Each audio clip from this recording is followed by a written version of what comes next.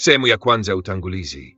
Harufu ya mapinduzi na kivuli cha Karume. Zanzibar ya katikati ya karne ya 20 ilikuwa kisiwa kilichojaa harufu ya karafuu, mizabibu ya baharini na mitaa yenye barabara nyembamba zilizopinda kama maficho ya siri. Jua lilipowasha kuta za chokaa za Stone Town, kila kona ilibeba simulizi ya karne nyingi za biashara, utumwa, ukoloni na tamaa za madaraka. Hapa ndipo alipochipuka mtu Abeid Amani Karume, ambaye jina lake lilibadilisha kabisa sura ya visiwa hivi. Zanzibar haikuwa kisiwa cha kawaida. Ilikuwa kiunganishi cha Waarabu, Waafrika, Waajemi na Wahindi, mahali ambapo sauti ya adhana ilichanganyika na kelele za sokoni, na harufu ya pilau ilichanganyika na jasho la watu waliobeba magunia ya karafuu bandarani. Lakini nyuma ya urithi huu wa kitamaduni kulikuwa na mgawanyiko mkubwa: wazungu waliotawala, Waarabu waliomiliki ardhi na Waafrika waliokuwa wengi lakini waliosukumwa pembezoni. Mgawanyiko huu ulijenga cheche za mapinduzi. Kuzaliwa na kuinuka kwa Karume. Abeid Amani Karume alizaliwa katika kijiji cha Mwinyi Mkuu kisiwani Unguja katika mwaka wa 1919. Hakuwa mtu wa nasaba kubwa wala hakupata elimu ya kifahari. Alikuwa mtoto wa kawaida mwenye ndoto za kuvuka mipaka ya hali yake ya chini. Wakati akiwa kijana alifanya kazi kama baharia, akipiga nanga kutoka bandari moja hadi nyingine, akitazama dunia na kujifunza kwa macho. Bahari ilikuwa mwalimu wake, ikimfundisha unyenyekevu na ujasiri. Miaka hiyo ya baharia ilimjenga kuwa kiongozi ambaye aliweza kuzungumza lugha ya watu wa kawaida.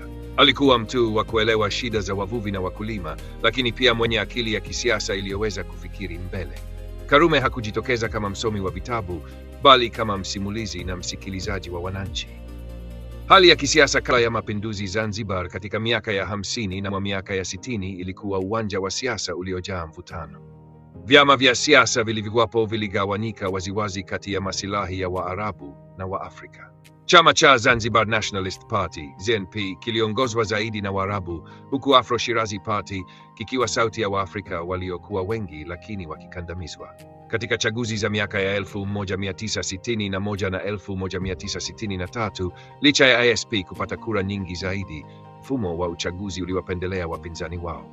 Hasira ya Waafrika ilikuwa, na Karume akiwa makamu mwenyekiti wa ISP aligeuka kuwa alama ya matumaini. Mapinduzi ya 1964 asubuhi ya tarehe 12 Januari mwaka wa 1964, giza lilikuwa limefunika Zanzibar, lakini milio ya bunduki lilipua anga. Mapinduzi ya ghafla yaliongozwa na John Okello, kijana mkakamavu kutoka Uganda. Wana mapinduzi walivamia vituo vya polisi, walipora silaha na kuangusha serikali ya sultani. Karume hakuwapo siku hiyo kisiwani, alikuwa nchini Tanganyika. Lakini jina lake lilitumiwa na wapinduzi kama uso wa mapinduzi hayo. Wananchi walipoamka siku iliyofuata, waliona bendera mpya ikipaa na wakasikia matangazo ya redio yakitangaza jina la Karume kama rais wa Baraza la Mapinduzi. Kwa ghafla, Karume akawa rais wa kwanza wa Zanzibar. Sauti yake tulivu lakini thabiti ilisikika: mapinduzi haya ni kwa ajili ya watu wa Zanzibar wote, ili tuondokane na ukoloni, ubaguzi na unyanyasaji. Lakini nyuma ya maneno haya, damu ya mamia ya watu ilikuwa imemwagika mitaani. Mapinduzi yalikuwa na sura mbili: ukombozi na ukatili. Kwanza, kwa uongozi wa Karume. Karume alipochukua hatamu, alikumbana na changamoto kubwa. Kwanza, alipaswa kuthibitisha uhalali wake, kwa sababu hakuwa mtu wa vita moja kwa moja, bali alipewa nafasi na historia. Pili, alipaswa kushikilia mamlaka kati ya makundi yenye tamaa tofauti: Waafrika waliotaka haki zao, Waarabu waliokuwa na hofu ya kulipiziwa kisasi, na mataifa makubwa yaliyotazama visiwa hivi kwa makini. Karume alichukua hatua kali na za haraka. Alitangaza ardhi zote za Waarabu na washirika wao zitwaliwe na kugawiwa kwa wananchi. Hii ilimfanya kuwa shujaa kwa maskini, lakini adui kwa waliokuwa na mali.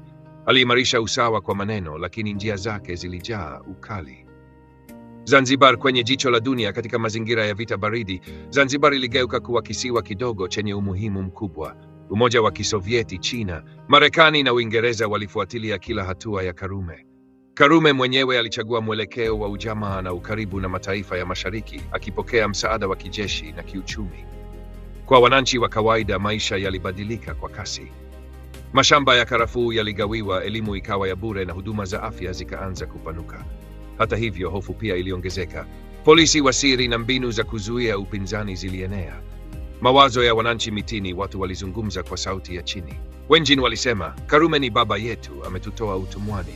Lakini wengine walinong'ona, anatawala kwa hofu, akitoa zawadi kwa mkono mmoja na mateso kwa mkono mwingine. Wanawake waliojipanga kwenye foleni za mahindi walijadili kama mapinduzi yalileta uhuru wa kweli au mzigo mpya. Wanaume waliokaa pembeni mwa bandari wakivuta sigara za karafuu waliona hatari ya visiwa vyao kuwa kigae kwenye mchezo wa mataifa makubwa. Sehemu ya pili. Ngome ya madaraka. Karume akiwa dikteta miaka michache baada ya mapinduzi, Karume aligeuka kutoka kuwa mkombozi hadi kuwa mtawala aliyeogopwa. Baraza la Mapinduzi lililoundwa kwa jina la wananchi likawa chombo cha hofu na maamuzi ya siri. Aliamini kuwa madaraka hayashirikiwi. Kila aliyekuwa na wazo la tofauti alihesabiwa adui. Mwaka wa 1970 aliamuru ndoa za kulazimishwa kati ya wasichana wa Kifursi na viongozi wake. Alipohojiwa alisema, wakati wa utawala wa Waarabu, Waafrika walichukuliwa bila ndoa. Sasa tuko madarakani, ni zamu yetu. Maneno haya yalichoma mioyo ya wengi. Haikuwa haki tena, ilikuwa kisasi. Kwa wananchi, sauti za wapinzani zilinyamazishwa. Vyombo vya habari viligeuzwa kuwa msemaji wa chama pekee.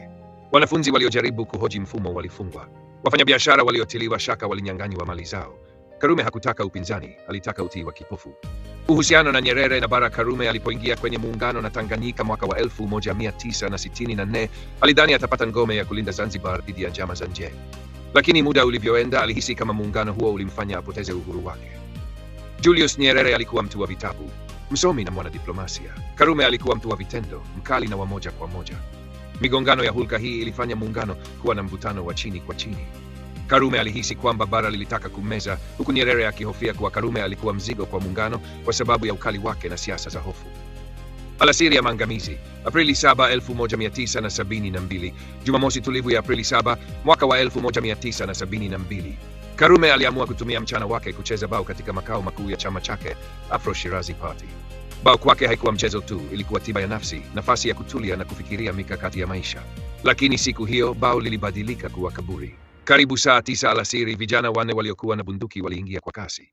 Waliongozwa na luteni kijana Humud Mohamed Humud mwenye umri wa miaka 26. Bila kusema chochote walifyatua risasi. Risasi zilimpiga Karume kifuani na tumboni. Mchezo wake wa bao uliokuwa na kete zilizopangwa vizuri ukavunjika vipande. Kete zilitawanyika sakafuni kama damu iliyoenea kwenye kanzu yake nyeupe. Karume alianguka papo hapo, kifo cha ghafla, cha kishujaa na cha kushtua. Kwa wananchi waliokuwa mitaani, sauti ya risasi ilienea kama radi. Wengine walilia, rais ameuawa. Wengine walinyamaza, wakiogopa kusema lolote. Kisiwa kizima kilitingishwa na hofu. Ghasia baada ya mauaji. Baada ya mauaji hayo, serikali ilitangaza amri ya kutotoka nje. Vikosi vya usalama vilianza kuwakamata mamia ya watu. Wengine walipotea kabisa, wengine walifungwa bila mashtaka. Serikali ilitangaza kuwa kulikuwa na njama kubwa ya kuipindua Zanzibar, njama iliyohusisha maafisa wa zamani, wasomi na wapinzani. Miongoni mwa waliotajwa ni Abdul Rahman Mohamed Babu, mwanasiasa wa mrengo wa kushoto na msomi aliyewahi kuwa mshirika wa Karume. Ingawa hakuwepo katika mauaji yale, alisingiziwa kuhusika. Alifungwa, akashtakiwa kwa uhaini, lakini hatimaye aliachiliwa kutokana na shinikizo la kimataifa. Nadharia za mauaji hadi leo, hakuna jibu la moja kwa moja kuhusu nani hasa aliyeamuru au kupanga mauaji ya Karume. Kuna nadharia nne kuu. 1. Kisasi cha kibinafsi. Luteni Humud alidaiwa kufanya hivyo kwa kulipiza kisasi, kwa sababu baba yake aliteswa na kuuawa na vikosi vya Karume. Lakini je, kijana mdogo angewezaje kuingia kirahisi kiasi hicho kwenye makao ya chama bila msaada wa ndani? Mapambano ya ndani. Wengine wanasema makundi ya ndani ya chama yaliyokuwa yamechoshwa na ukatili wa Karume ndiyo yaliyoandaa mpango huo. Karume alikuwa ameanza kujitenga hata na wafuasi wake wa karibu. 3. Mikono ya bara. Kuna tetesi kwamba baadhi ya watu kutoka Dar es Salaam waliona Karume ni kikwazo cha muungano. Wengine wanadai waliwapa nafasi wauaji kutekeleza kazi yao bila kuzuiliwa. Port, mchezo wa vita baridi. Wengine wanaamini kuwa mashirika ya kijasusi kutoka mataifa ya magharibi au hata ya mashariki yalihusika. Zanzibar ilikuwa sehemu yenye umuhimu mkubwa, na Karume alikuwa akihamahama kati ya ushawishi wa China na Umoja wa Kisovieti. Urithi wa Karume. Kifo chake kiliacha Zanzibar katika hali ya sintofahamu. Abu Jumbe, makamu wake, alichukua hatamu za uongozi.